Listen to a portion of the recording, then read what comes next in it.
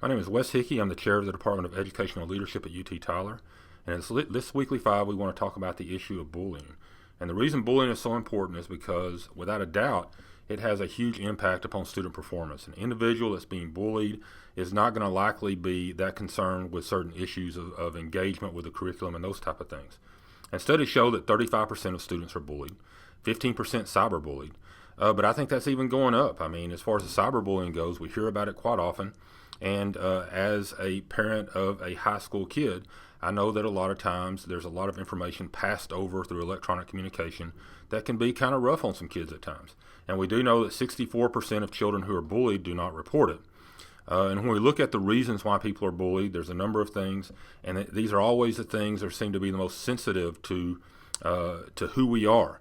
And it includes things such as body shape, your looks, and even your race. And so these are oftentimes areas that help create our identity, and having someone pick on us for that makes a huge difference in how we do anything in life.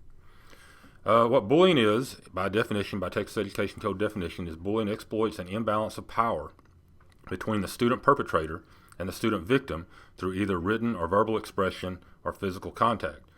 The other thing is that cyberbullying takes that same things and puts it through electronic communication. And oftentimes I think that may even be a more difficult thing to do than the face-to-face, because individuals who may be a little more timid to say something face-to-face in a bullying type situation will oftentimes open up and be very crude and rude and difficult and hurtful when it comes to electronic communication. In fact, it may be someone that wouldn't even be a bully in a face-to-face situation, but feels that the protection of electronic communication allows them to step forward and make fun of people. So you have to be very cautious with that.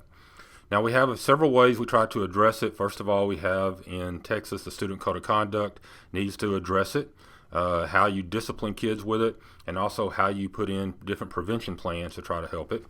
And legally, the big thing is you cannot ignore bullying. The idea is you cannot be, quote unquote, deliberately indifferent. If you know something about it, you need to take action to try to remedy it. It doesn't have to be perfect action, but it needs to be something to try to make it better. But from my perspective, as professional educators, that's not good enough. And I think we need to do several things. First of all, the biggest thing is build good professional relationships with students. And what that means is, on a regular basis, you shake hands with them when they come to the door, ask them how they're doing. A lot of times it's that small talk that creates those social bonds that you need to have to be able to really talk to them sometime later on. And so even as you're roaming the hallway and you're patting them on the back and you're talking to them and that kind of thing, is that you're building those good, strong professional relationships that are going to help you somewhere down the road. Second is pay attention to student interactions. If you see students that are doing things, try to break it up or interfere long before it gets to be a big issue.